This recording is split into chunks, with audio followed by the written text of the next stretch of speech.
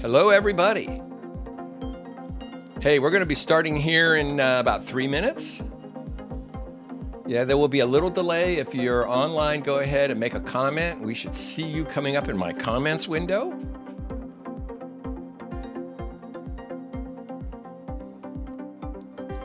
Hey, Jonathan, you can say hi to everybody if you want. Hello, everybody. It's Jonathan with CarGenerator. All right, we're going to be live here in just a couple minutes.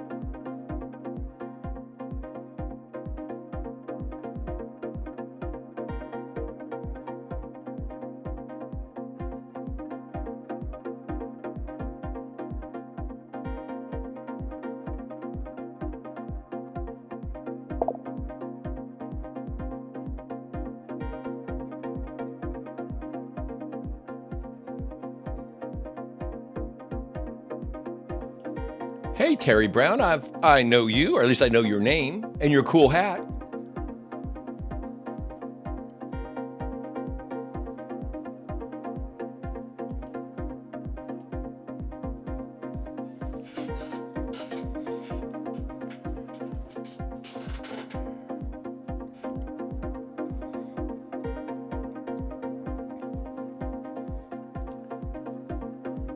Hey, apparently those cowboy hats cost a lot. I was crawling around on the roof of an RV the other day with a guy installing a soft start thing, and he was telling me he wasn't taking his $2,000 cowboy hat up on the roof.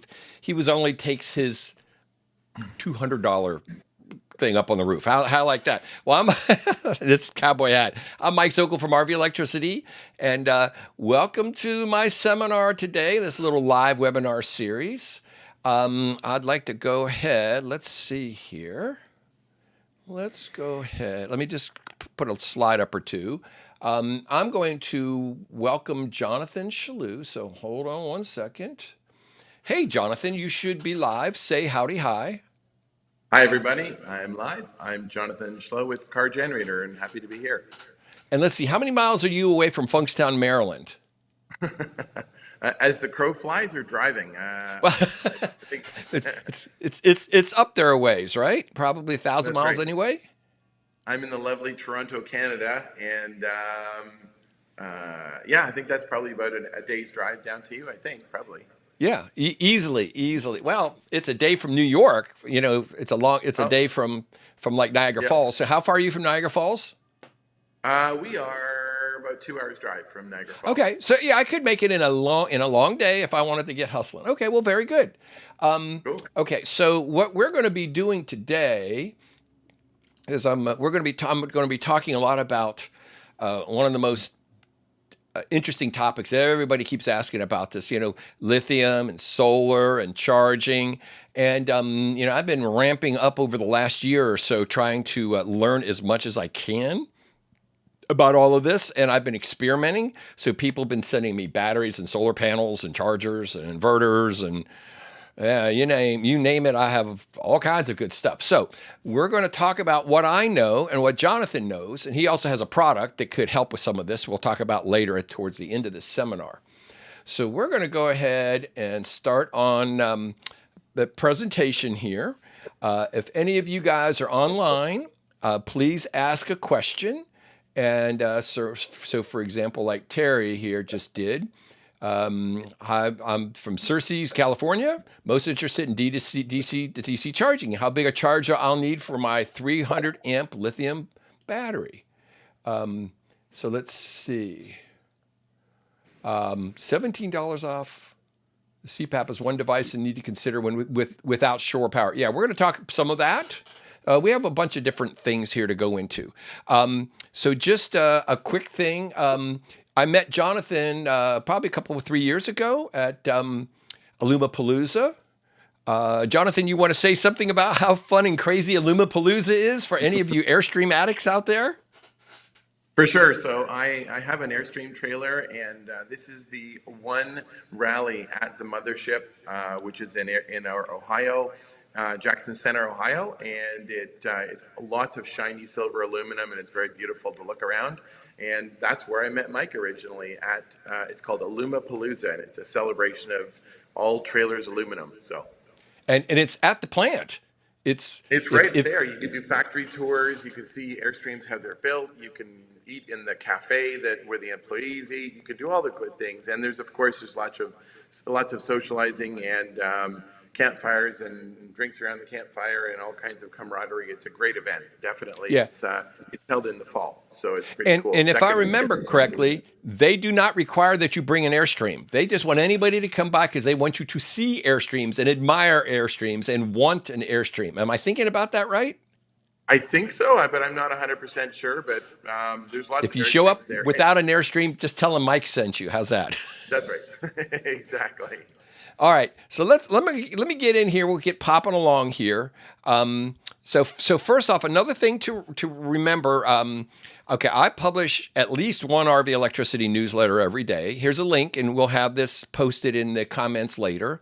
I've now posted over 700 articles on all aspects of AC, DC, solar, and lithium power, and everything you could want to know about troubleshooting systems and safety systems and everything else.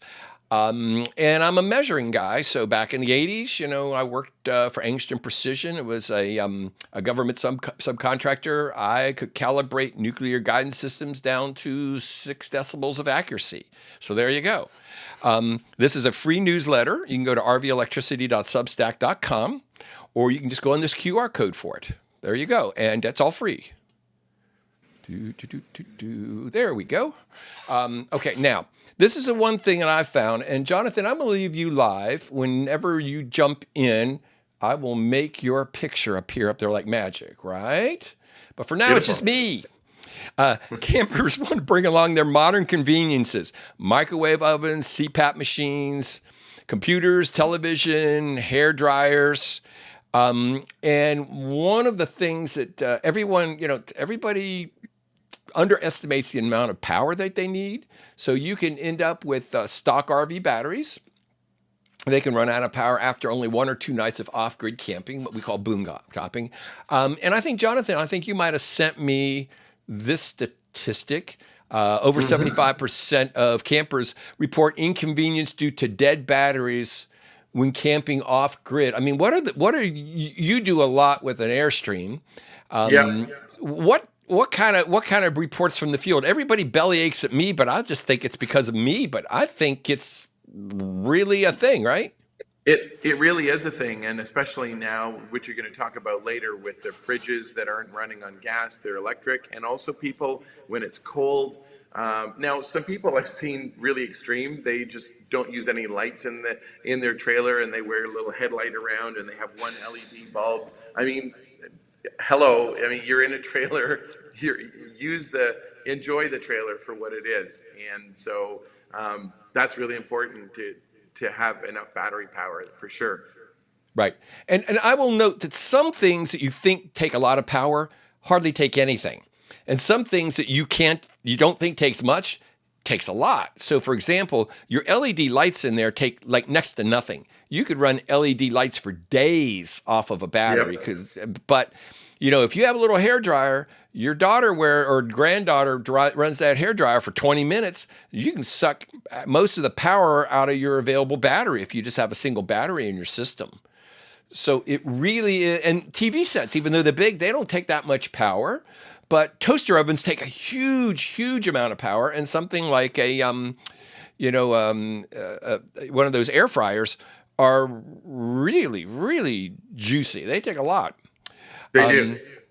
They do. So the key, of course, is, and this is one of the things. We'll just sit and make a quick note here, but we'll cycle back to this. So your tow vehicle can produce 10 times the power of an average 100-watt solar panel, and that's one of the Jonathan's products here. We're going to talk about once we get to the end of this other stuff. Okay, so now let's talk about RV battery selection. So how many of you people out there, I'm used to teaching seminars, have just regular batteries, flooded cell batteries? Anybody? Still a lot of people have that. I think most of the manufacturers now are starting to go to lithium, if not as a standard equipment thing, but certainly as a little add-on that you can get. AGMs are really popular because you don't have to mess with water fills. But a couple of things that many people may not realize. So for flooded cell batteries, you need to really check the water in them every month if you're using them. And AGM batteries, AGM batteries, both of those, which are both lead acid, should only be discharged down to 50% of their amp hour capacity. So if you have a 100 amp hour battery, you really only can use 50 amp hours of it. Modern lithium batteries, they charge faster, can be discharged down to 0% state of charge without damage. Much lighter, giving you more energy for the same amp hour size. Now, Jonathan, I think what do you have in your trailer? Do you have AGMs right now? This is our last beginning of the season with AGMs, and we're switching to lithium this in the next month or two. But yeah, we currently have 4 big giant Duracell AGM lead acid batteries, and like I said, we're going to be switching over to lithium. We've had them for enough years now, and I think we're done with their life. So we're going to switch to lithium, a lot lighter and a lot more power. Yep, and that's what happens. These batteries get tired. They do. Now, so a couple of things that I've found is people have a difficulty understanding watts of solar panels, amp hours of batteries, and how all that stuff relates. Although this is arithmetic you can do on your fingers. It's and on your toes, maybe, if you get a little complicated. So I'm going to talk a little bit about this. If you guys have questions, just send me a ping in here. So here's the deal. And we can tell you this. If you install a 100-watt solar panel and a 100 amp hour lithium or AGM battery, you won't be happy. You're going to run out of power on the first night. It's just unavoidable. Because of course you're not used to this, like in your house. In your house, if you use too much power, your electric bill goes up at the end of the month and you pay more, right? In a RV, if you're boondocking, camping off grid, and you use too much power, now you run out of power in the middle of the night. So now if you install, you can put 1,000 watts of solar panels in, and you could, with a 100 amp hour lithium battery, you won't be happy either, because you'll have a lot of charging capabilities. You'll be able to charge that battery, but it'll fill up real quick. You will not be able to take advantage of all the sun that came in, and you're going to run out of power in the middle of the night. Now, I've got a a little GeoPro trailer, a little 19-foot toy hauler that has a master volt system in it. Now, I've got 600 watts of solar, a 400 amp hour lithium battery, and a 3,000 watt hybrid inverter. Now, that's a really good balance. I wish I had more than 600 watts of solar, but I have a 19-foot toy hauler. Can anyone guess why I don't have 1,000 watts or 1,200 watts of solar on the roof? Because my thing's only 19 feet long. I got no room. I've run out of room. But one of the things I've got is one of those suitcase units that I can set on the side, so I can bump another 200 watts in there if I want. Plus, I have the ability, if I want to park my trailer under a tree to get in the shade, I can run a cable out 20 or 30 feet and put a remote solar panel out there and help recover some more sun like that. And I think that works really well. So part of this is trying to understand, decipher this amp hours, watt hours, kilowatt hours, megawatt hours, gigawatts. Yeah, from, Back to the Future. He called it gigawatts, but he mispronounced it. Did you know that Doc Brown mispronounced it? It's gigawatts. So a watt hour is actually a pretty easy concept. It's number of watts times the number of hours. So a watt hour, so let's say you have 1,000 watts for an hour, and then you have 1,000 watt hours, which would be a kilowatt hour, right? And so that gives you kind of a number. So if you've got, or you could have 100 watts for 10 hours. So 10 times 100 would be 1,000 watts, right? Now, a solar panel, we're going to put these in increments of 100 watts. Just for grins. So a 100-watt solar panel, depending on your latitude, depending on the time of the year, to your tree shading, all of that, will make about 300 to 400 watt hours of energy per day. And you say, well, wait a minute, I have a 100-watt solar panel. Isn't that on all the time? Well, that 100 watts is only when the sun's shining directly down on it.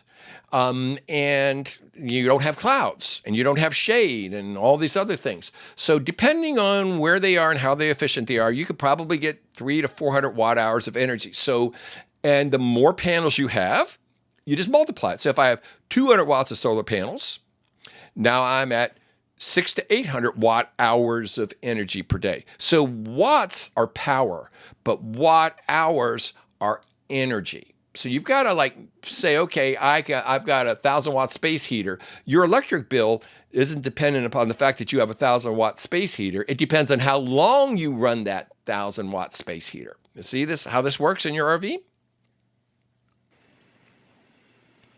So what's that in battery amp hours? So this is what everybody, when you go buy a battery for your RV, they'll need, it depends on how you want to do this. I do a lot of stuff in watt hours because I'm worrying about appliances are rated in watts, right? They're not rated in amps, they're rated in watts. So watts are like the coin of the realm. Watt hours can always be converted. So for example, a 100 amp hour lithium battery stores around 1,200 watt hours of energy, because 12.5 volts times 100 amp hours is equal to 1,250 WH, watt hours. Now, or we can go backwards. We can say 400 watt hours of solar could produce 32. So basically, 100 watt solar panel, which makes 400 watts per day, can produce 32 amp hours at a 12 volt battery charge, because 400 watt hours divided by 12.5 volts is equal to 32 amp hours. So you can think about this. If you have a 100 amp hour battery and you have a panel that's making around 300 watt hours, all you have to do is divide that 1200 by 400, let's say, and you say it's, 3 hours of that. It will go ahead and discharge that or recharge it. Does it make sense? Now, but a single 100 watt solar panel could take up to 3 days to fully recharge a 100 amp hour battery. Because guess what? You've got 32 amp hours that you can recover per day, and you're trying to refill 100 amp hours, guess what? 100 divided by 32 is like 3-ish. Does that make sense? So this is where we're talking about balancing stuff. So Jonathan, you have solar panels on your Airstream, I believe? We do. Yeah, we have actually about 500 watts of solar panels. 3 of them are the hard panels, the ones, the mounted ones, and then 2 of them are the flex panels, the new flexible panels. And things like Airstreams don't have a lot of flat surfaces. I don't think they have any flat surfaces. No, they don't. No, they don't. And there's not a lot of flat surfaces, and they've got curves and all those kinds of things. So really, you want to maximize, and then you have issues like the air conditioner where that is, or vents, or anything like that you've got in your roof. You have to manage around all those kinds of things. So solar is kind of more a bonus than to rely on it. That's for sure. Even though we have, again, exactly 520 watts of solar, I wouldn't really rely on it. You need a little bit more than that. Right. Okay, so I have found that people tend to underestimate the needed battery capacity for boondocking. Again, and this is the other thing, if you have a 100 amp hour lithium battery, you have a 100 amp hour of storage. But AGM or flooded lead acid, really it's only usable 50 amp hours. If you could go down further than that, but if you do, you can kill those batteries in a season. And what I found here also, now the residential refrigerators, which I think many of the manufacturers believe was a really good idea, many of these are no longer running on propane. Propane refrigerators are their own little world out there. But lithium, so residential refrigerators that have conventional 120 volt AC compressors, what I found is a single lithium battery. I can run a residential refrigerator via an inverter for maybe 10 hours before I have a dead battery. I can run a 12 volt DC compressor refrigerator. We call it Danfoss, is the most famous brand of that. I've run them up to 30 hours off of a single battery. So again, when you're boondocking, what you have to start thinking about is the appliances and each of their uses. And again, any of these numbers here that I just gave you, if you're using an AGM or a flooded lead acid battery, that's down to about half the time for that, because you can only discharge it down to 50%. Yeah, okay. That's true. So now, lithium battery upgrades, flooded cell batteries, cheapest to buy initially. Lithium batteries will cost you less in the long run. However, I will tell you, do not go and get. I've seen people that want to build their own. You can buy the raw cells in your own battery management system, and you can solder all the stuff together and sort of make it work. I would not do that. And I know a lot of stuff about electricity. If I needed to, I could, but I won't. I want something that's been tested by a manufacturer and warranted by a manufacturer. And, things can go very bad very quickly with all the energy that's stored in a battery. I would agree. I just won't do it. Now, if I was young and crazy, the stuff that I built when I was young and crazy. Jonathan, you never did anything when you were young and crazy, did you? Oh yeah, I ripped apart every kind of electronic thing I could find. I melted the wires in my parents' the wires in my parents' house. I did all kinds of those fun things. I had lots of experiments when I was younger, but somehow I survived all of it. That's right. But guys, we don't want you experimenting. Go find a known manufacturer for this stuff. Now, flooded cell AGM batteries should only be discharged down to about 50%. So when you buy a lithium battery, because you can fully discharge it from 100% state of charge down to 0, you're getting twice the amount of power, twice the amount of energy stored compared to an AGM or a flooded lead acid. That was weird. I dropped out. Now I had a huge lightning strike out in my yard. Oh, that's right why. outside. I mean, this massive lightning strike. I saw everything just go bright. All the power dipped. Oh, I've wow. got UPSs on all of this. Everything just went boppa, boppa, boppa. Yeah, Terry says, Mike, you froze.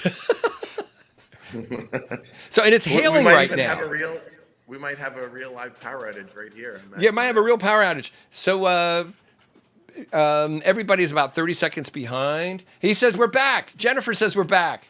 So it's hailing right now. If you hear banging in the background, there was a massive strike and boom out here. So you probably didn't hear the boom because the strike, it looked like my router reset. I've all my stuff's on UPS, but the stuff coming in from my local provider may not have been. Okay, we're going to continue as if we know what we're doing. Oh, well, that was exciting. Okay, so let me take it back. Here we're back, and we're back. Lithium state of charge. So here's the key. Once you change from a flooded lead acid battery to a lithium battery, they have completely different voltages. So for instance, an AGM battery has about, at 100% levels, about 13 volts, but you'll have a lithium battery is like 13.6 volts. If your lithium battery is reading 13 volts, it's down to 40% state of charge. So you need to add some sort of a monitoring system in there to see what you're doing. Not a big deal, but just be aware that if they gave you that little 3 or 4 light setup that says, like full and empty and all that, that's worthless for lithium batteries. Oops, let me get my face back on there. There I am. Just everything just blowing up in front of me. It's all right. I see. Hold on one second. I'm going to get one other thing. Connection. Wow. No desktops. It took out all of my screens. Everything just died. So I'm flying blind right now. I'm assuming I'm online here. Okay. You are online. Yep. There's 17 people here. All my other monitors just died. Okay, so let's proceed. There we go. Okay, so now another thing that you may need if you've got solar panels is some kind of what we call a smart shunt. So what that'll do is it'll allow you to monitor your lithium battery charging. Most of these now have some sort of a Bluetooth connection for your phone. Jonathan, I think you have a relationship now with Victron, right? Yes. So we build Victron into the car generator. So any car generator that you order with Bluetooth in it, it's using Victron technology. So you can use the Victron app to see, to manage and see what the voltage level of your vehicle is with CarGenerator. So yeah, we've integrated the Victron product directly right inside of CarGenerator. So it's a pretty cool setup. It also works, CarGenerator works great with any Victron systems in the Airstream or other RV trailers. If you've got a Victron system, a lot of people have just a solar or a smart shunt or anything like that. It works great with all those. It's a really great product set. We're really big fans of the Victron equipment. Okay, so let me proceed as if I know what I'm doing. Will your converter work? So if you have a standard converter and you want to charge this up, if you have a stock converter that doesn't have a lithium setting, flooded lead acid, FLA, AGM, they will probably only charge your batteries to around 85% state of charge. So, that, let's see, whoops, review files. Let me kill something here. I got more things popping up on screen. So you're losing 15% of your battery capacity that you paid for. However, you can add solar panels with what's called an MPPT solar charge controller, and that's set to lithium. All the moderns will be set to that. You can set them. The solar panels, you can top off your lithium batteries to 100%. And they can both run at the same time. It won't hurt anything. So your main charger can be getting your battery up to 85%, and then it's going to stop putting out. And then your solar panels can get the last 15% on top. You can get a converter with a lithium rated unit with more current, but make sure your wiring is heavy enough for this. So for instance, whoops, did I do that right? Here is a fun fact I was just going to add to that, Mike, that for the super thrifty folks in the crowd, you actually one thing that could possibly be done is that you don't want to change your converter.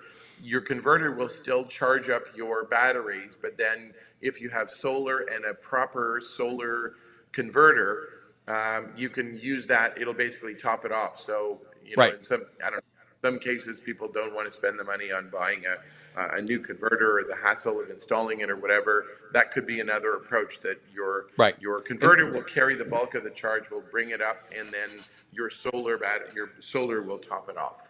So now, one thing that I also do want to note, here's the interesting thing. I didn't put it in this presentation because this is more complicated, but I'm just going to tell you, some of the most modern vehicles that, you know, like I know that they had problems with the Ram 2500 and 3500s, or is it the GMCs? It must be the GMCs. They ended up with a the extra voltage from your lithium batteries and solar panels can make your battery, can make your electric brake system disconnect.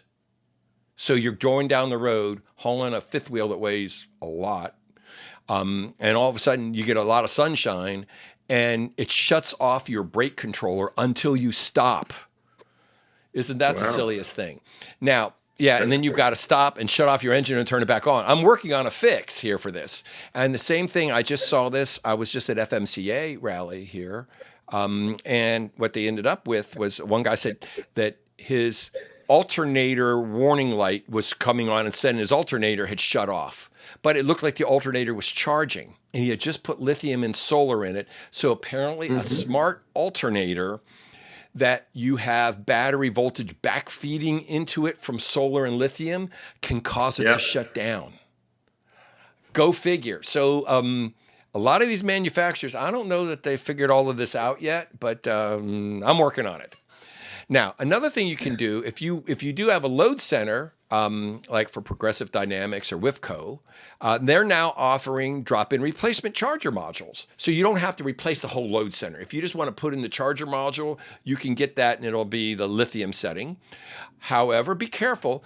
Don't upgrade your converter amperage without checking your existing wiring gauge, because you can get these things. You can get an 80 amp or 100 amp deck charger for this, and your wiring in there may have only existed for a 30 or 40 amp hour converter, and you'll start melting your wiring down. I've actually melted stuff in front of me.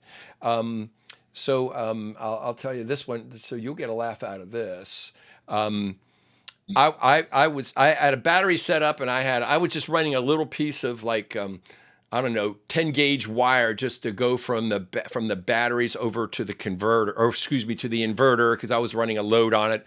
So I put about 100 amp load onto a 10 gauge wire that was only rated for 30 amps of current. And I'm sitting there looking at it, and I'm saying to myself, it looks like the insulation is melting. That must be hot. And I actually touched my finger on it. And as I was reaching down with my finger, I'm going, stop, but I couldn't stop. Man, I got one heck of a burn off of that thing. So don't do like me. Don't do like me sometimes. Okay. So load center upgrades, new charger technologies. Now, what they've also starting to get is the newest lithium chargers are only 2-stage, charge and idle mode. And at charge, they go to 14.5 volts up to 80 amps or so. Then they go down to idle mode at 13.6 volts to provide DC power. So they don't have 3-stage chargers anymore. They're going to like 2-stage lithium chargers. And again, if you're going to upgrade this to heavier units, more amps, you've got to make sure your wires are up to snuff for that. Fast generator charging. Now, here's another thing. If you have flooded lead acid batteries, it can take you 5 or 6 hours of running your generator to bring them up to charge. However, if you have a lithium battery in there and you've got a proper charger and you've got all this set up right, even a small generator, even like my little 2,000 watt Honda, can completely recharge a pretty big battery set in an hour and a half, something like that. So that's another thing that most people don't realize. Lithium batteries, if they're properly set up, can be charged much, much quicker. So for instance, an 80 amp lithium charger can recharge a 100 amp hour lithium battery in under 90 minutes from 0 to 100%. But you'll need, if you need to upgrade to a bigger one, remember bigger wires. And this is also great supplemental solar power. Okay, whoops. So let's talk a little bit about boondocking power that you need. So now an RV furnace can take up to 8 amps of power to run. So here's the arithmetic. It's pretty simple. If you have, in 12 hours, it can discharge a 100 amp hour battery completely, because 100 amp hours of storage divided by 8 amps of usage is equal to 12.5 hours. And that's assuming that you're not running anything else and that you've got a lithium battery. But it's half of that if you're running flooded lead acid batteries. A CPAP machine can easily draw 100 watts and can discharge a 100 amp hour lithium battery in 12 hours. So, and that's assuming, again, a lithium battery, and assuming that you've shut off the power to your wife's CPAP machine. So the key, of course, you start adding these things up. So 2 of them on a flooded lead acid battery, you could only have 3 or 4 hours of runtime. Doesn't get you through the night. You need more batteries. And this is my favorite, my arch nemesis, 1800 watt air fryer. Only run for about 40 minutes on a 1200 watt hour battery, on a 100 amp hour battery. So in basically 2/3 of an hour, like 40 minutes or so, you've completely flattened your battery just so that the kids can have a healthy snack. Got it? Solar charging batteries. So now I think if you're going to do any boondocking at all, you need at least 200 amp hours of lithium batteries. 400 amp hours is even better.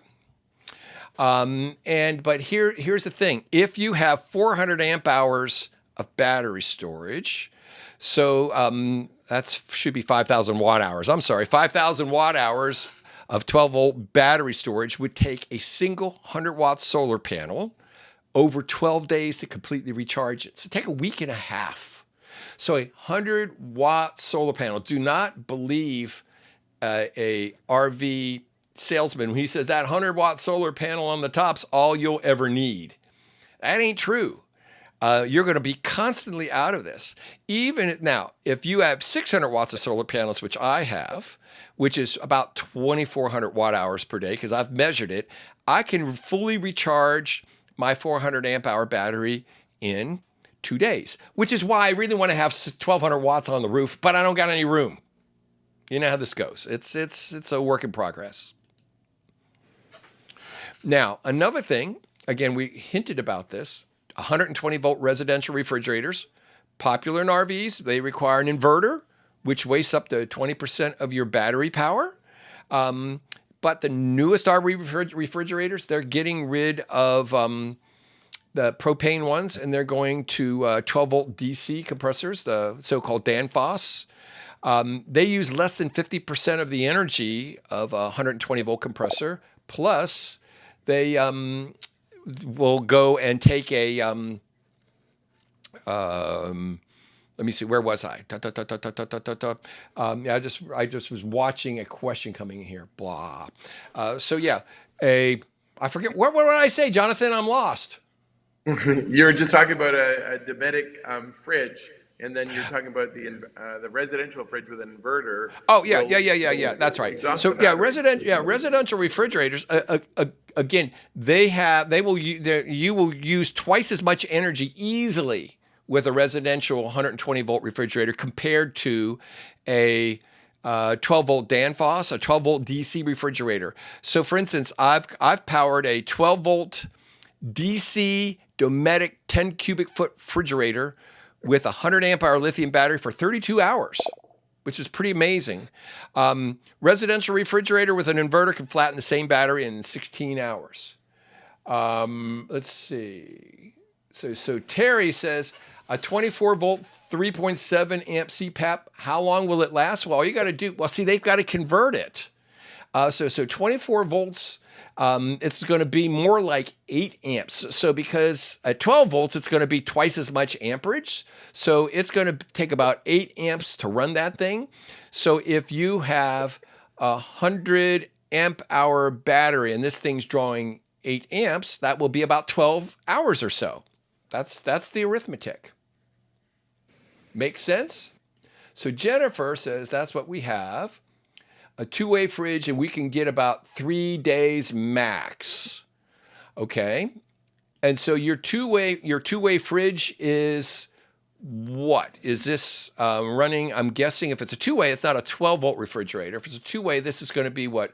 Propane and electric? Propane and electric, is that right? That you have, there's a couple different variations of these things.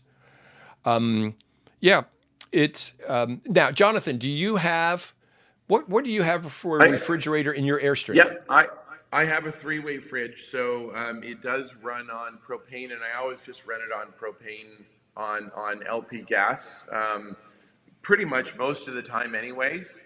It's quite efficient. It uses hardly any LP gas. I think you can run probably about a month, I think, on a 20-pound cylinder. So, but yeah, it's interesting. Some people that have an inverter, I made this mistake earlier on. I have in my Airstream, I have an inverter, and I left it on the AC setting, and that chews up batteries like crazy because it used around 280 watts.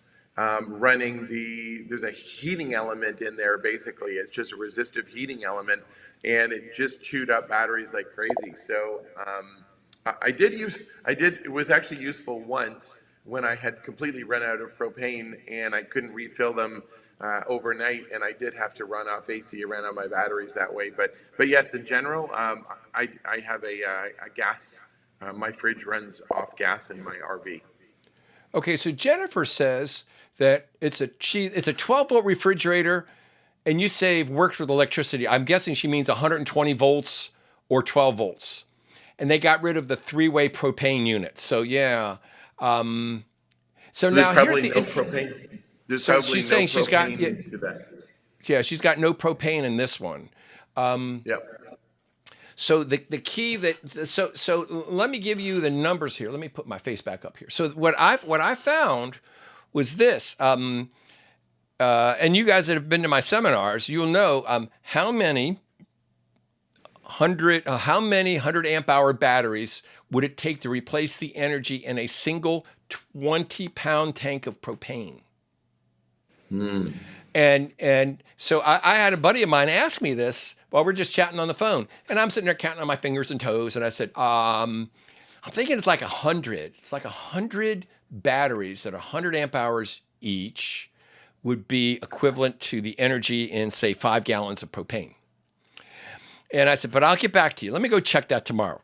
And I went and I checked it all out, and I had to call him up, and I said, Tony, I was wrong. It's not 100 batteries. It's 101 batteries. So a single tank of propane has the equivalent energy of 101 lithium batteries, which would weigh somewhere around 3,500 pounds. And it would take you 200 lead acid batteries, which would be somewhere on the order of like 15,000 pounds. So that's a big thing. I mean, this is the difference. Energy density is huge in propane. So let's see. We have a question from 3 mud people. Terry, I'm guessing talking to Terry Brown. You'll need enough solar to recover. Or all other 12-volt usage. So he's talking about, Terry said he's got long enough for CPAP machines for one night, I guess, off of a 100 amp hour battery. Good to have 300 amp hours of battery. Yeah. Everybody that's got batteries wants more batteries. I mean, it's just how that works. Especially you never have too much power. You never have. And somebody actually sent me a CPAP machine to test. So yeah, I'm gonna have some fun here this summer. Okay, so let's keep rolling. Now, ways to power off grid. Gasoline generators, loud, heavy, smelly, require monthly, yearly maintenance. You guys didn't know. You just can't turn off that generator and just let it sit all year and then expect it to work. When you fire it up, needs to be started up every couple of months at most. Solar and wind need sunshine and wind to operate, but you can't depend on it. Right now, let's see, it was nice out here earlier until we just had our big lightning strike. Solar generators, good solution with solar panels. They can be expensive and heavy. I've got a pile of them to test. DC to DC chargers, best way to fully charge your RV batteries from the tow vehicle while driving. And we're going to talk about CarGenerator, easy backup power solution. Whoops. Too many buttons. Button, stop. That's me wiping. There we go. So Jonathan, he has a lot of fun with AI stuff. So that's not me or Jonathan kissing our Honda generators. You have to bring extra containers of gasoline. Now, some people dislike gasoline smell a lot. It doesn't bother me much. My poor wife will get absolutely sick, nauseous if she smells gasoline. So I cannot have a container of gas in the RV if she's in there with me. I can't have it in the back of the car, to bring it home. None of that. You'll also want to have a quiet inverter generator. Contactor generators are way too loud for camping. Many state campgrounds won't allow you to run generators after 10 o'clock at night. And they can be heavy and hard to start. Whoops. Solar panels can be great, and they can increase your off-grid camping time, but there's limitations. You need enough battery storage for when the sun isn't shining, like on cloudy days, all night. Each 100-watt solar panel can generate 300 to 400 watt hours of energy per day if the sun is shining. So a 100 kilowatt lithium battery stores about 1.2 kilowatt hours, 1,200 watt hours of energy. So again, it would take 4 days per 100 watts of solar to recharge a single 100 amp lithium battery. So you really need at least 400 watts of solar, at least 200 amp hours of lithium battery. If you're just going to be doing weekend boondocking, it's just what it is. So here's my little guy right here. Not so little, but I mean, it's a toy hauler. This thing's actually pretty slick. It's got 600 watts of solar on the roof. It could really use 1,000, but you can see I don't have that much room. I've got a master volt system in there, 600 watts of solar, a 3 kilowatt hybrid inverter, and one big honking 400 amp hour lithium battery. So it's a pretty sweet setup.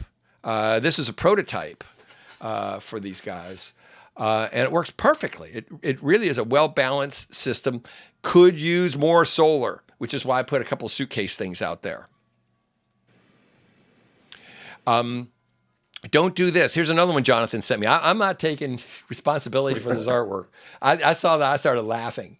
I almost had iced tea come out of my nose. So I've seen trailers with 2,000 watts of solar on the roof, 1,200 amp hours of lithium batteries, and a wind turbine for backup power. I've actually seen wind turbines, not that many of them, but a wind turbine stuck on an RV. I think there's probably better ways to do this. So let's talk a little bit about DC to DC chargers. You don't need to totally depend on solar to recharge your RV batteries. So you can get charged from a 7-way trailer plug, but it's really limited. It's limited to around 60 watts, maybe 4 or 5 amps from that. And you can't fully recharge your RV lithium batteries to 100% state of charge from the tow vehicle because the output voltage is too low. Consequently, you can actually backfeed the lithium battery voltage into your tow vehicle and shut off stuff. So, DC to DC chargers are really great for this. They let you fully charge your RV batteries while driving, while protecting your alternator from too many charging amps. So DC to DC charger brands. I've played with a few of these. I've got a Red Arc unit that I've worked with. Renogy has sent me one to experiment with. I have not done it yet. Victron's probably one of the most famous ones out there. And they can provide up to 50 amps of DC to DC battery charging. And what they do is they will boost the alternator voltage in your car from like 13.6 or so up to about 14.5 volts, whatever it needs to fully charge the lithium. And they limit the current. So a lot of times you got to be careful. You just don't want to arbitrarily just hook lithium batteries directly onto your alternator vehicle with a big heavy connector, because you can burn the alternator up. And I had somebody do that in their RV, in their Sprinter. They were not happy. But you cannot use that skinny little connector, that little 7-way plug. So this is what you need. You need big, heavy honking wires. So Anderson connectors are your friend. And this cable is going to be big. This is going to, depending on what you're doing, it could be 6-gauge, 4-gauge, 2-gauge cable going back, that needs to go from the battery compartment in your truck, your tow vehicle, all the way back to a plug on your RV. And that becomes a way that you can fully charge your RV batteries while you're going down the road, and many of them will also allow you to add solar panels. And that's a nice system. It's expensive. You got to hook it up. It's for that vehicle. But there's more simple ways to do this. Solar generators. Jonathan, you've got something you've been experimenting with. I've got a ton of the stuff from Jackery and Southwire. Did you get an EcoFlow? What did you get? Yeah, I got a Delta EcoFlow that I did some experimenting with. My brother actually bought one. It was a Delta EcoFlow 3600. Yeah, it was cool. I hooked it up to CarGenerator and used it to charge just like it was plugged into grid power. So that was a cool thing. But you can power a lot of things off of that, definitely. And a lot of people do like the solar generators. I mean, it's really, if you think you're going to change trailers frequently or somewhat frequently, it's truly a plug and play. You don't need to invest in, mounting solar panels and installing lithium batteries and extra charge controllers. You can literally just carry this extra unit around with you and plug into it. So it is kind of a cool solution for people that change their trailers frequently, as a plug and play. So. Right. And last year, my wife and I, we built a big concrete party pad all the way in the backyards to keep away from stuff. I did not run 200 feet of power out to it, but I want to run my pellet smoker. So guess what? I drag one of my solar generators out there, and it can easily run. I can be doing brisket or ribs or whatever I want on that. And last winter, when I had like 14, 16 inches of snow, and my snow blower is all the way out in my little garage or my little shed back there, I didn't want to run 200 feet of extension cord to run the electric starter. I said, I wonder if a solar generator will work on that. And guess what? It spun that thing right up. So you can do a variety. Now you can just take this out on trips if you want. You and your buddy want to go, fishing or whatever. You can drag this out so that you can run your margarita machine while you're out fishing, or your beer cooler. It will power one of those refrigerated, like coolers for 2 or 3 days off of a single charge, even without the solar panels. Pretty fun stuff. However, solar panels, they can cost as much as the darn solar generator. They can be expensive. I have a pile of these things. They all work great for what they are. I had somebody that wanted to tear out their entire wiring system of their RV and said, I'm just going to put one of these solar generators. Look at all these plugs. I can run everything in my RV off of one.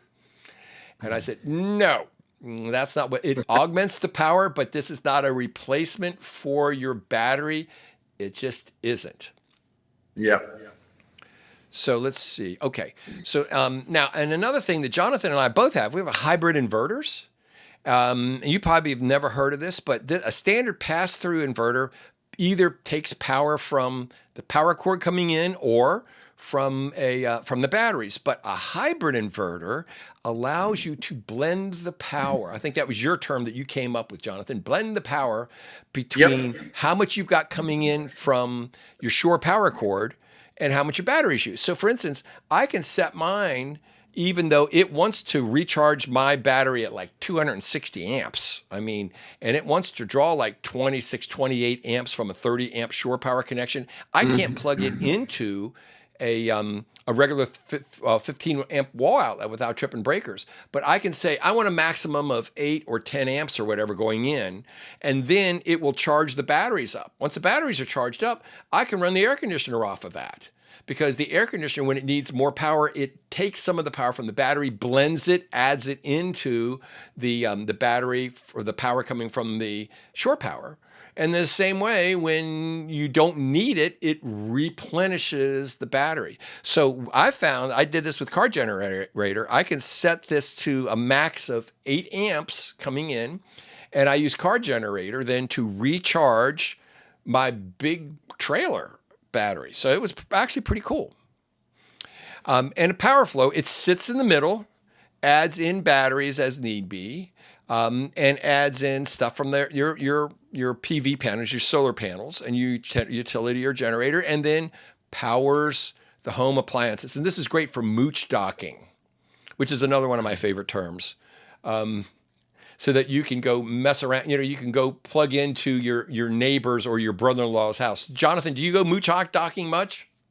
I do, and actually, you know what? I wish I had this years ago, because we were kind of permanent in a campground that only had a 15 amp outlet.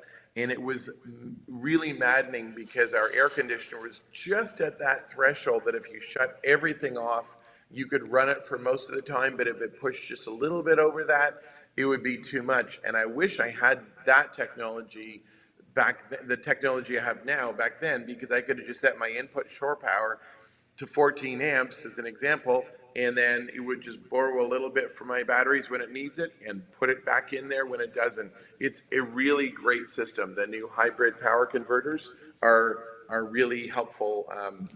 You can set it up or down to whatever amount of power you have coming in. Or if you're at a rally, as an example, if you go to rallies, a lot of times there's a low power connection, so they say only use 3 amps or something like that. So you can dial it down quite far, and then you can run things that you need without worrying you're going to blow the fuse for your circuits for your neighbors. So Yep. Okay, so now let's talk a little bit about car generators. So now CarGenerator is a great alternative to lugging a gas generator in your RV. I'll tell you what, Jonathan, I'm going to let you speak about this. For sure. This is your baby, as it were. For sure. Yeah, for sure. So CarGenerator is a really simple way to get power for your RV, but without having to drag a big, heavy gas generator. So I was at a RV rally back in the fall, and I saw a couple that had Ford F-250 or F-350, I think it was, and they had a gigantic generator. It was a 7,000 watt generator in the back, and they had these special steel ramps, and they had 3 guys it took to roll that thing down the ramps and to bring it down. And I thought, it's 7,000 watts, and good for you. You can power everything possible all at the same time in your RV. But that's a lot of hassle. It's a really big, giant unit. It's noisy, it's smelly, and a lot of times people just want a simple way that they can get power, and that's exactly what the CarGenerator is. So the calculation, some people, when we first came out with this into the market around 5 years ago, people were worried, will it hurt your alternator or drain your battery? And the calculation is really simple. You can call your vehicle dealer, give them your phone number, or hit the parts department, and they'll look it up, and they'll tell you the rating of your alternator. And you get half of that at engine idle. So as an example, if you've got 200 amp alternator, you get 50% of that at idle. So that's 100 amps times 12 volts is 1,200 watts. That's approximately what you can expect to get out. If you have a diesel vehicle, you also, in many cases, you can up idle, so you can turn a dial or a switch, and you can increase the RPMs, and you can get a lot more out of your alternator as well. So CarGenerator is the size of a backpack.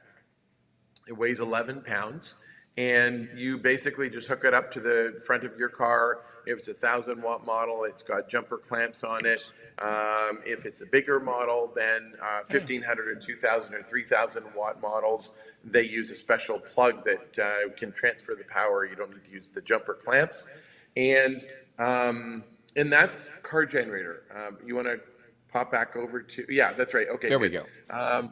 Key thing is that it's really a backup for solar panels, and it's fully rainproof, so you can use it those days when you're in a campsite. And it's a perfect campsite. It's a fantastic location. There's no power, but it's raining for 2 days, and you want to be inside and just relax and enjoy.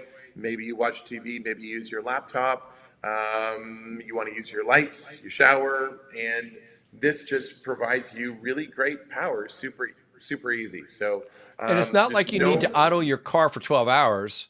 If you idle your car for an hour, you're going to recharge your battery most of the way. Exactly. Most people just run it for a couple hours, and that'll fully recharge your batteries, just like you had gone back. And by the way, some people ask, how fast does it charge? And it charges at exactly the same speed as if you had magically gone back to a campground and plugged in. So charging with CarGenerator or either way gives you the same amount of power in terms of the speed of charging. So next slide. Right. So we love lithium batteries because they really give you a lot of freedom to camp off grid without a generator. CarGenerator really is your backup plan. We've had other folks, the RV geeks, a number of other YouTubers and people like that have gone. They love to camp off grid, but even with a good amount of batteries and solar and everything else, there's still those times when it's raining or cloudy and your solar is just really useless. So 1,000-watt CarGenerator is equal to 10 100-watt solar panels, and it works anytime. So 5 o'clock at night, you're going to be in for a rainy, cloudy night. You can just start your car, hook it up, and it'll charge just like it was magically in the middle of the day, and you had 10 big, giant 100-watt solar panels. The other cool thing about CarGenerator is that when you plug it in, you basically just plug it into your shore power cord. And when you do that, it activates all the outlets in your RV. So you can watch TV, you can use your laptop, you can charge your laptops or CPAP machines or any kind of, whatever kinds of different things you have, and activates all the outlets, which is really cool. It's also completely compatible with the EcoFlow, Jackery, Bluetti, Goal Zero, Lion Energy, and all these different solar generators. You can basically just plug in. You don't need any solar panels, and that's it. Very simple. So I've got a good question here from Terry Brown. Is there any drawback to having a DC to DC charger in line while using the CarGenerator? That's a great question. So they both, in truth, both are great technology, and I am a big fan of using both of them. They serve different functions. When you're driving down the road, you're obviously not going to connect a CarGenerator to the front of your car and hook up a shore power cord. So the DC to DC charger is awesome for that. When you're camped in a campsite, the CarGenerator is better in for a number of reasons. Number one, it's completely turnkey. You don't need to install heavy duty wiring. Installing, a lot of people we found having a DC to DC charger, you need to drill holes in the firewall, install heavy duty wiring all the way back to the back of the vehicle. Your vehicle has to be connected, and the big one is your vehicle has to be right beside your trailer in order for it to work. So a lot of people in a campground don't really want to be in their trailer with their car backed up against it, running the engine for hours and hours. So with CarGenerator, the car can be up to 100, even 150 feet away from your trailer. So you could park it. Assuming you have heavy enough extension cords, yeah. Yeah, just use a 12-3 a contractor gauge extension cord, and you can park it easily, call it 100 to 150 feet away. It can be, you can back your truck or your vehicle into the bush and then just run it. So that's there's a lot of advantages to doing that. So that's the difference. But a DC to DC charger, it's a no-brainer if you don't mind to do it. Some people don't want to run those wires because of worrying about resale value or warranty issues or anything like that.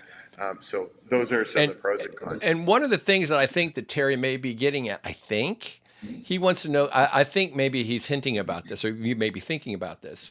Can you run them simultaneously? And I would say no, because they're both using alternator power. Yeah, so you could easily not. if you've got, you pick one. Yeah. Don't say I'm going to charge that twice as fast because I've got my DC to DC charger in the campground and I'm going to hook up a car generator and I'm going to run that because each one's going to probably use 80 amps or so. And so you could easily get to overload mode with that. I would add to that, if Terry has a diesel truck and you can up idle it, Google for your vehicle and up idle, you can, if you up idle it, or if you have an alternator with enough capacity to do the calculations, then sure, I guess, why not? You could. I see some of these guys, they add a big second honking alternator on their engines. Looks like you could arc weld with. Yeah. So yeah, so arc, you can put, I think you have a 3,000 watt car generator, right? For those guys? We do. So it really all comes down to alternator capacity. If you have the capacity for it, and you do the calculations, and feel free to reach out to us at CarGenerator.com or Mike Sokol, and I can help you. We can help you do the calculations if you need. No problem. So, okay, a couple more things here. How CarGenerator works. You want to give them just this is just a basic pitch. I guess you already talked about it, but yeah, talk a little bit about this. For sure, it's really safe and very user-friendly. Just start your engine, attach the car generator, plug into your shore power cord, and it'll power all the trailer outlets. Again, it's very ultralight at just 11 pounds for the 1,000-watt model. There's no extra maintenance. It's clean and quiet. It's eco-friendly. It's similar amount of fuel as using a generator, and it's less emissions, and it's fully rain and weatherproof. You can use this in rain, and snow and wind, anything you can imagine, and that's completely fine. The drawback of CarGenerator, the cons of it, if you need high power, like you're camping for weeks in Florida with both air conditioners running, this is not your solution at all. So that's the pros and cons of that. Next okay, slide. so Terry, he finished up and he says, you got it. That is, I understood what he was talking about. So do I need to disengage the DC to DC charger? So basically, if you've got a way to shut that thing off, at the very least, just disconnecting the 7-way plug or disconnecting your Anderson connector will disconnect that. Yeah. But yeah, now, and again, it's not the size of the diesel, it's the size of the alternator that you've got on there. So Terry, I would check on what your alternator capacity is in there, and just do the calculation, or feel free to reach out to us. You can email us or call anytime, and we can help you do the calculation. I'm quite sure you can up idle on that F-250 diesel, and then you get a lot closer to full alternator output. So yeah, that could be a good possibility for sure.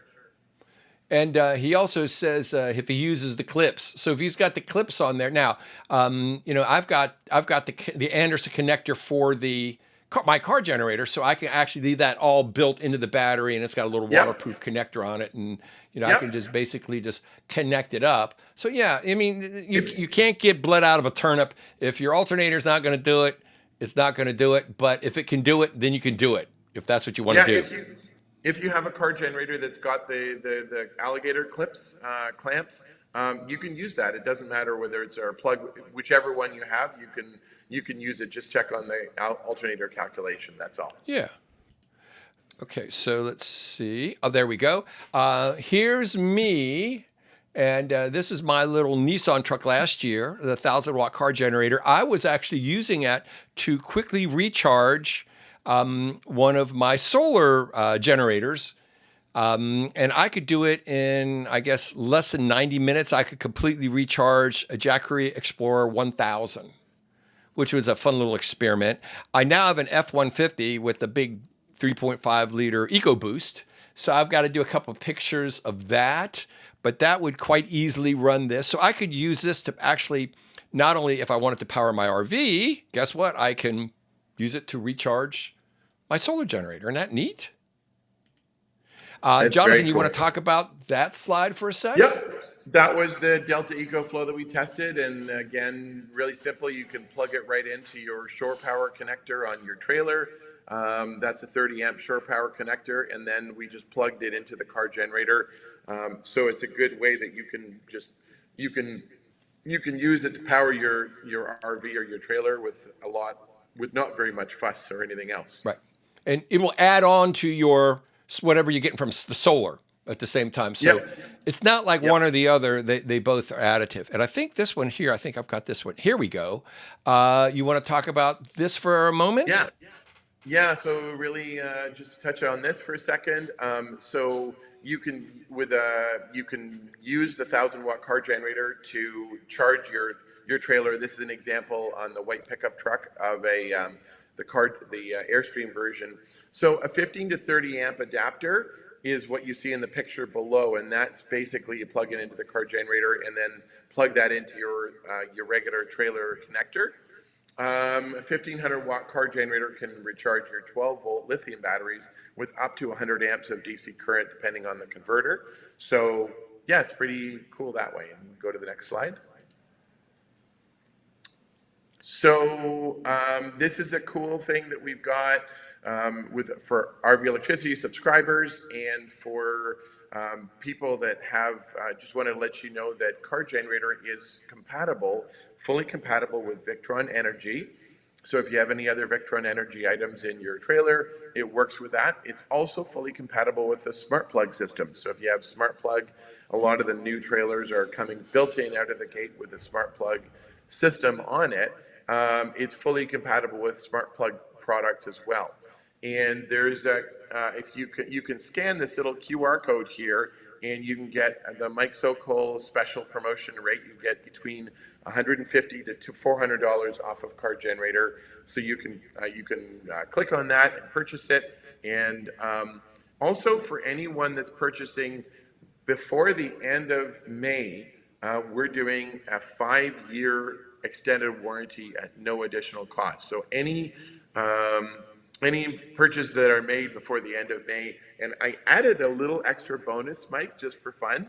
Anyone who purchases today gets a 7-year warranty, no extra charge. So if you're thinking about getting a car generator, really simple, just click on that QR code and you can place your order, and anyone that purchases today gets a 7-year warranty. So you get an extra 2 years if you do it today. You must be pretty confident they can't blow it up. So that's a good thing. It's a pretty cool product. So so you purchase before the end of the month, you get a 5-year extended warranty. If you purchase today, you get 7-year extended warranty, which is kind of a really cool thing to have. Right. So there you go. So just one or two more quickie things here. Okay, so and then we'll go to the end. If you guys want to read more about all of this stuff, click on this link here on the QR code. That's my RV Electricity Daily Substack. I've got like 700 articles now. I have, I've been a writer for various technologies for over 40 years now. Isn't that crazy? And I think I've got something like 10,000 published articles, way over 1,000 just for the RV world out there. And I find writing therapeutic, and this is why I love experimenting with all of this stuff. And then their Q&A, you can now ask us anything until we run out of questions. You may already be in good shape for this, but you tell me, and I'll just put this back up here so that you can go ahead and buy anything. So I'll tell you what, I think you can see Jonathan and me. Let's go ahead and get us back up here. Okay. Do we have any questions that you have not answered so far, except about lightning strikes in my front yard here and hail? I mean, it was like, and then it started raining like crazy. Oh, good. And then it was 80-some degrees and the sun was really bright. It was one of these day 85-degree thunderstorms. Crazy, huh? Any questions by anybody? Jonathan, do you have any questions for me? He says he's questioned out. When did you start first wearing those red shirts for RV Electricity? I actually came up with this. If you guys haven't noticed, this is yellow and black and red. That's Ready Kilowatt. Remember that little guy that had like a light bulb for a head and lightning for the arms and all that other stuff? That's that color scheme for Ready Kilowatt. That's me, Ready Micro Mike, or I don't know what. Wait a minute. Here we go. Here we go. I knew the Nespresso question was coming up. I can run either my microwave or Nespresso unit at a time off the Yeti. When we say Yeti, that's goal zero. That's goal. Oh, goal zero is Yeti. Okay. I can run either my microwave or the Nespresso machine. Right. Okay. I have a whole series of articles where I'm looking at how much energy and power it takes for this. So I did one, I called it cappuccino energy units, or Qs. And I figured out how much power energy you needed to run my cappuccino with the properly frothed milk. And I also did one for people that wanted to be able to do sewing out in the campground, like on a picnic table. I figured out how much wattage, how much watt hours it would take to make a sock puppet. And so I call this sock puppet energy units, or SPUs. Yeah. So now, I'm sorry, I can't help myself. See, let's goal see. zero. Goal zero. That's it. Goal zero. So someone said, 3 mud people, if I only need 1,500 watts peak, which car generator is appropriate? What do you think, Jonathan? How much peak power does? I've not really gone and tested my little 1,000-watt one to see overload capability. Would it be better for them to get the 1,500, even though they may only occasionally need to jump into that? It would. The 1,000-watt has a 2,000-watt surge capability, but it's only like half of a second. So it's not very long. So I would say definitely do the 1,500-watt unit. The other thing that we have noticed is that if you have lithium batteries, sometimes the inrush current, when a lithium battery is beginning, when the power converter is starting to begin to charge that, it needs the 1,500-watt unit to handle that properly. We've had some people that got the 1,000-watt unit and then they tried to use it with certain lithium setups, and so yeah, it has to do with, and we're not going to go into this today, but there's this thing that's called power factor. I need echo, right? Echo. I should do an advanced article. I'm well schooled in power factor. We worried about it for big rock concert systems. You guys know I'm a rock and roll sound guy, engineer for all of this stuff. Too much for today, but if in doubt, size up one larger size. Oh, and Terry says, guess who asked about sewing? I think it was you that actually sent in your wife's question. You're the one who took me down the path of sock puppet energy units, right? SPUs. I just invent all kinds of stuff. So 3 mud people said they have a GMC 2500 Duramax. Oh yeah, okay. That's great. That's a great truck, and you can. Those are fabulous trucks. Yeah, my little F-150 is much more humble. It does a job, but I was getting 22 point some miles per gallon. I just drove 2,400 miles from Maryland out to Muskogee and back last week. So there you go. Yep. So with that Duramax, I would say you could go with the 1,500 watt, or you might even be able to go with the 2,000 watt if you want. The easiest thing to do is just, and this is for 3 mud people, I guess we're talking to on this one here. If you call your vehicle dealer and just hit the parts department, they'll tell you exactly what your alternator rating is, and then you divide that in half, and that'll give you the approximate amps that you can do. But I would say with that truck, you could probably do you could do the 1,500 for sure, and maybe even the 2,000 watt car generator. So. Okay. Any more questions here? 3 mud people says thanks. Okay. We'll give it another minute or so. And then we're going to sign off. We're about 20 minutes over time, but this is about average. This is about how this works. You guys have a lot of questions.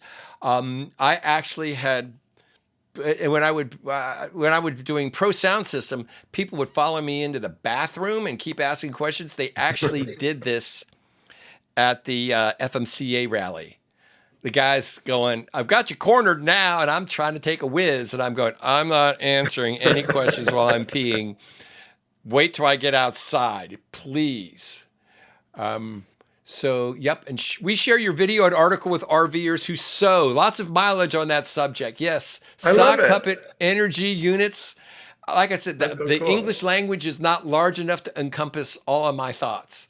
So occasionally I have to make up new words, new ideas. So spews and cues. Hey, let me know in the comments section if there's anything else you would like me to measure. I am going to go ahead and do some CPAP measurements here shortly.